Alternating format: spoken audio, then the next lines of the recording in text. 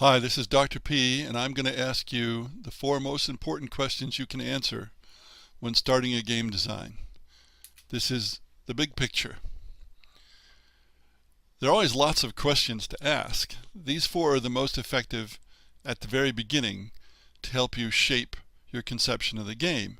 And a lot of people answer these questions without even thinking about it. They just assume they're going to do it a certain way. There are even larger questions in game design, for which there's a separate video, but these are questions that apply specifically to creating a new game. Here are the 4 questions, and I'm going to go through each one after I read these 4. How many players and how many sides? Electronic or non-electronic? Who is your audience? And what is the player going to do? How many players and how many sides? This is a practical way to answer the broader question, which is there human active opposition or a good semblance of it or not? It's very important because it addresses the most fundamental divide in games, which is not electronic or non-electronic. It's whether there's human opposition or programmed opposition. The reason for that is programmed opposition, whether it's computer or paper-based, cannot possibly, at this stage of world history, match the cleverness and unpredictability of human opposition. Paper programming is particularly primitive. And that makes a great deal of difference in your game. In fact, many games where there's programmed opposition are actually puzzles. There is a solution. Whereas when you have humans, there's rarely a solution, although checkers and chess are actually puzzles and there's a solution.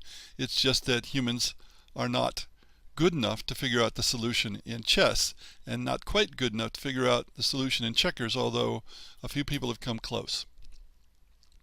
The second question, is it electronic or a video game, or is it a non-electronic game? And some people say digital and analog, and that's a total misuse of those words, so I try not to use them.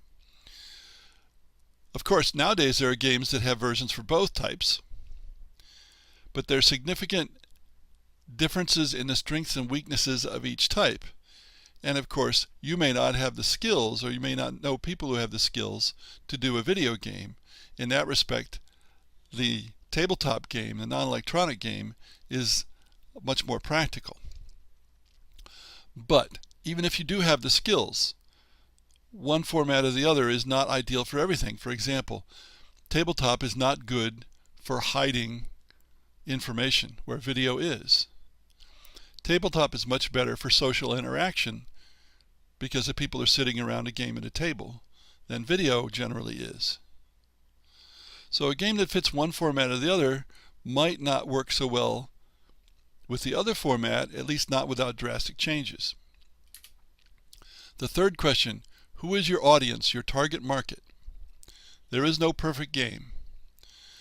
There are dozens of genres for a reason, because there are lots of people with lots of different tastes. The tastes of game players are much like the tastes of music lovers. Example, I dislike rap, I like classical. Some people love rap, some people hate classical, some are indifferent to both, and so on. The same thing happens in games. When you choose your audience, you're choosing what kind of gameplay you want to emphasize and what you want to avoid. Now, occasionally you'll make your game and test it and find out it appeals to a different audience than you intended.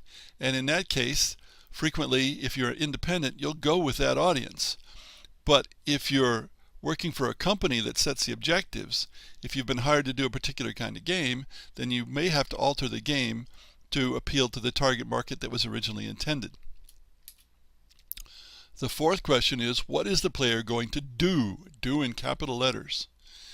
Games are activities. They're not movies, they're not novels, they're not plays, they're games.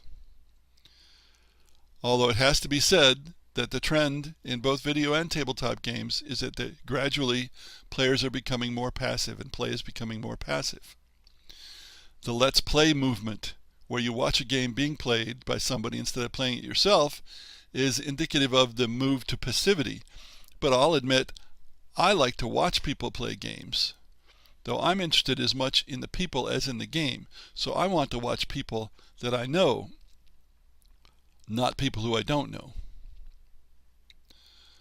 But think about this. If there's no activity, don't you have a movie or something other than a game? So get down to the details. Visualize what players are going to do and ask yourself, is that enjoyable for my target market? Do that for as much of the game as you can before you make the prototype.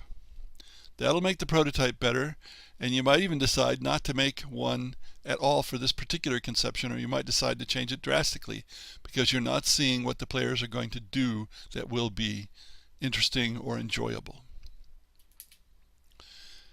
If you haven't asked yourself these 4 questions consciously when you've started making a game, you've been answering them without realizing that you were asking. Think about it.